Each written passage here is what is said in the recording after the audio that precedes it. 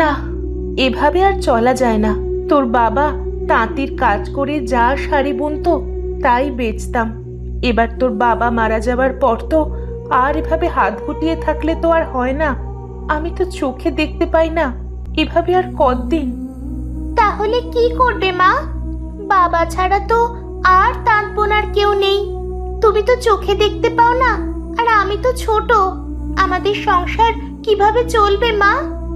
আমি এখন চোখে দেখি না ঠিকই, কিন্তু আগে দেখতাম। একটা দুর্ঘটনায় চোখ দুটো হারানোর পর থেকে আর তাঁত বুনতে পারি না। আগে তো আমি আর তোর বাবা দুজনে মিলে তাঁত বুনতাম। তাই মা, তুমি আগে তাঁত বুনতে? হ্যাঁ রে, আগে আমি আর তোর বাবা মিলে সারা রাত তাঁত বুনতাম, আর সকালে তোর বাবা বাজারে তা বিক্রি করতে যেত। চোখ দুটো যাওয়ার পর থেকে আর তাঁত বুনতে পারি না। তোর বাবা যে কটা শাড়ি বুনতো তা আমি বাড়ি বাড়ি গিয়ে বেচতাম। আচ্ছা মা, বাবার তো বোনা কয়েকটা শাড়ি আছে। চলো না, কাল থেকে আমরা দুজন শাড়ি বেচতে যাই। আছে তো মাত্র কয়টা শাড়ি, তাও আবার পুরনো ধাঁচের গড়া। তা কে ও শাড়ি কিনবে এখন?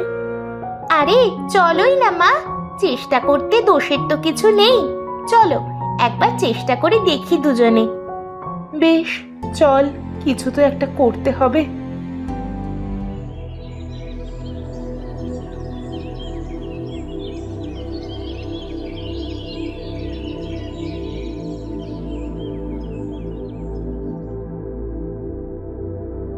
মা ঠাকুরুন, ও মা ঠাকুরুন, বাড়ি আছেন গো? কে এলি রে এই ভর দুপুর বেলা? আমি বিথি গো মা ঠাকুরুন। ও তুই? তা এতদিন পর কোত্থেকে এলি? এতদিন আসিসনি কেন? খুব জ্বরে স্বামী মারা গেল, আজ 3 মাস হলো। শোকে দুঃখে ঘরে বসে থাকলে আর চলবে কেমন করে? তাই মেয়েটাকে সাথে করে নিয়ে বেরোলাম। ঘরে বসে থাকলে খাওয়াবে কে বলেন? তা ঠিক, তবে জামাই মরেছে বলে কিন্তু আবার শাড়ির দাম দ্বিগুণ চাইতে আসিস নে বাপু। আমি কিন্তু টাকা বাড়িয়ে দিতে পারবো নে। না না মা ঠাকুরুন, কতদিনের চেনা খরিদ্দার আপনি, আপনার কাছে দাম যা রাখি তাই রাখবো। দেখি দেখি কটা শাড়ি দেখা দেখি। ময়না, আরে এই ময়না, কোথায় গেলি রে হতচ্ছাড়ি? বাইরে আয়। জিয়া কে গিন্নিমা, বলেন। জল চকিটা এনে দে তো দেখি। ওদের জন্য গিন্নিমা? মরণ, ওদের জন্য হবে কেন, আমার জন্যে আন।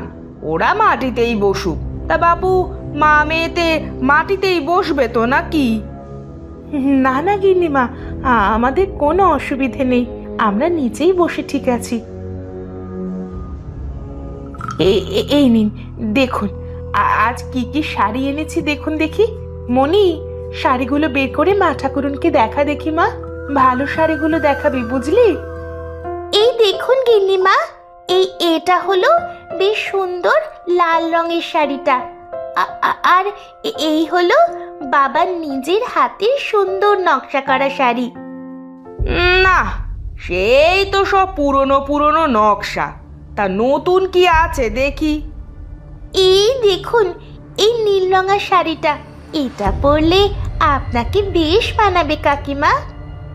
ধুর, এসব তো সেই কবেকার শাড়ি।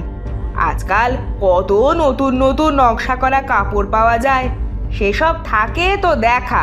না হয় দূর হয় এখন, শুধু শুধু সময় নষ্ট করিস নে বাপু। তুই কি দেখাচ্ছিস বলতো মনি? মা ঠাকুরুনকে সবচেয়ে ভালো ভালো শাড়ি দেখাতে বললাম তো, সে কথা কি কানে যায়নি তোর? কেন মা ঠাকুরুনকে রাগাচ্ছিস বলতো? আমি তো চোখেও দেখতে পাই না। আমি কাকিমাকে রাগাচ্ছি না মা, যা যা শাড়ি ছিল আমি সবই বের করে দিয়েছি, কিন্তু কাকিমার একটাও পছন্দ হচ্ছে না। তা অমন পুরনো নকশার শাড়ি আনলে কার পছন্দ হবে শুনি? শুধু শুধু আমার এতটা সময় নষ্ট করালি, কত কাজ পড়ে আছে আমার। মাফ করবেন মা ঠাকুরুন, আসলে আমার স্বামী তাঁতে কাজ করে যা যা শাড়ি আগে বানিয়ে রেখেছিল তাই নিয়ে বেরিয়েছি। এখন তো সে নেই, আর আমিও চোখে দেখি না, তাই এই শাড়ি কটাই সম্বল। আহারে গিন্নিমা, তা একটা শাড়ি কিনে রাখুন না, বেচারা কত কষ্টে আছে। মরণ! তা তোর এত ভালো লাগলে তুই কেন না বাপু? আমি টাকা খরচা করে শাড়ি কিনবো, আর যদি আমারই পছন্দ না হয় তবে তা কিনে আমি কি করব শুনি? তুই কি সব কাজ ফেলে আমাকে এখন এখানে জ্ঞান দিতে এসেছিস রে হতভাগী? যা, কাজ করতে যা, না হয় কিন্তু দূর দূর করে তাড়িয়ে দেব। না গিন্নিমা, আমারে তাড়াবেন না, আমি এক্ষুনি যাচ্ছি কাজে।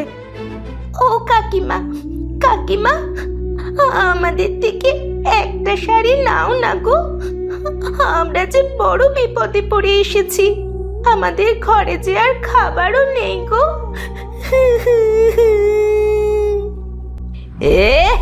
ওসব নাকি কান্না কাঁদিস নে বাপু, যা তো বাপু, দূর হ এখন।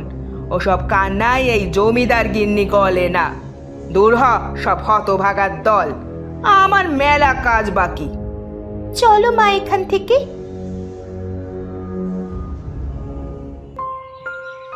ওরা আমাদের অপমান করা ছাড়া আর কিছুই পারে না। কেমন করে অপমান করলো আমাদের। ওসব মাথায় নিস না মা, আমাদের এখন যে খারাপ সময় যাচ্ছে, সেই সময় সবাই আমাদের সাথে এমনই করবে। চল বাড়ি চল মা, অন্য কিছু না কিছু একটা ঠিক করব আমরা। চল মা। না মা, এখনই বাড়ি যাব না, চলো না অন্য কোথাও শাড়িগুলো বিক্রি করি। ও শাড়ি কেউ নেবে না, দেখিস। আহা মা, চলোই না, পঞ্চায়েত প্রধানের বাড়ি চলো, সেখানে কাকিমাটা খুব ভালো, সে নিশ্চয়ই একটা দুটো শাড়ি কিনবেই।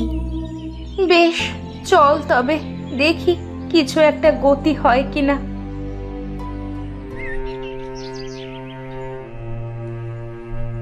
বাড়ি আছেন গো গিন্নিমা? কে কে এলো এই সকালবেলা? আমি গো মা, আজ কিছু শাড়ি আনলাম, তা কিনবেন না কটা? না রে, আজ আর শাড়ি কিনবো না। কালই তোদের পঞ্চায়েত ঠাকুর শহর থেকে তিনখানা শাড়ি এনে দিয়েছে, একদম নতুন নতুন। একটারও ভাঁজ খুলিনি এখনো, আর দুদিন আগে এলে পারতি। কাকিমা, শাড়িগুলো একবার দেখোই না গো, একটা না একটা পছন্দ নিশ্চয়ই হবে। দেখো, বড় বিপদে পড়ে এসেছি গো, একটা শাড়ি বেচতে পারলে কদিনের খাওয়া জোটে। তা শুনেছি তোর জামাইটা মরেছে কমাস হলো, কিন্তু এখন যে একটা টাকাও খরচ করতে পারবো না, তাহলে আমার আর রক্ষে থাকবে না রে। আচ্ছা গিন্নিমা, আজ তবে যাই। কিন্তু মা। কোনো কিন্তু নয় রে, চল তো দেখি, বাড়ি যাই, পথে শাক পাতা পেলে তা দিয়েই মা মেয়ের হয়ে যাবে। আচ্ছা মা, তবে তাই চলো। তা এত যখন খাবারের অভাব, তখন যাবার সময় আমার বাগান থেকে কটা লাউ পাতা ছিঁড়ে নিয়ে যাস, দাম না দিলেও চলবে। কচি দেখে আবার ছিঁড়বি না যেন, ওগুলো ওনার জন্য লাউ শাকের বড়া বানাবো।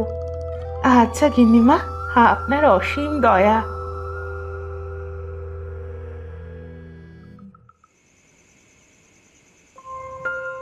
ও মা, খিদে যে পেট জ্বলে যায়।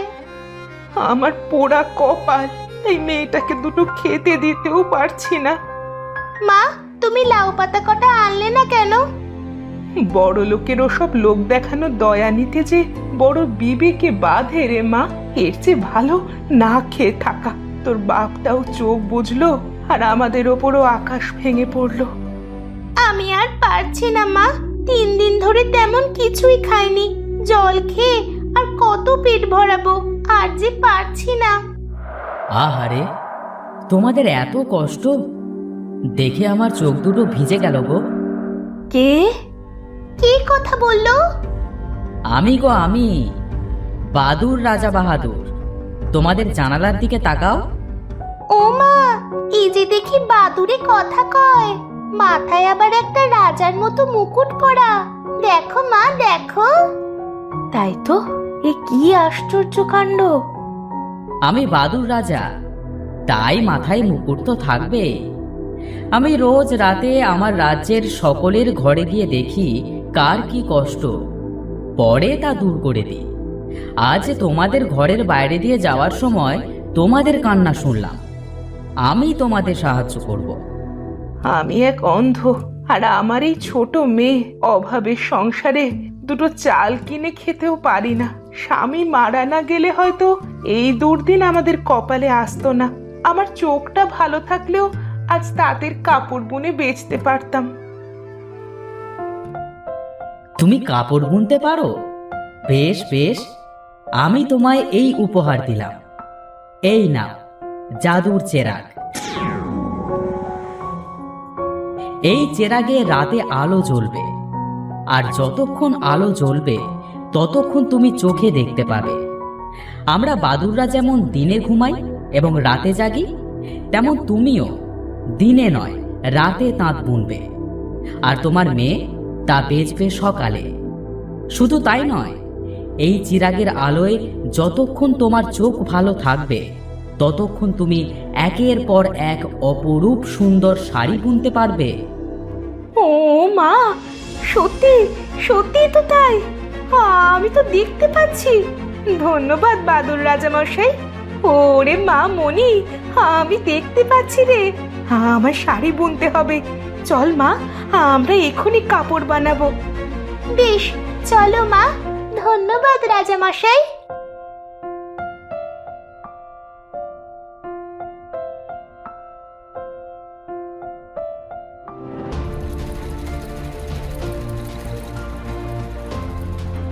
ও মা, তাই তো, কি চমৎকার শাড়ি বানিয়ে দিলাম এই এতটুকু সময়ের মধ্যে। এবার আমরা আর গরিব থাকবো না রে মা, আমরা না খেয়ে আর মরবো না। হ্যাঁ মা, এই জাদুর চিরাগ আমাদের জীবনটা একেবারে পাল্টে দিল। কালই আমি এইগুলো বেচে দেব। কি সুন্দর হাতের কাজ তোমার মা।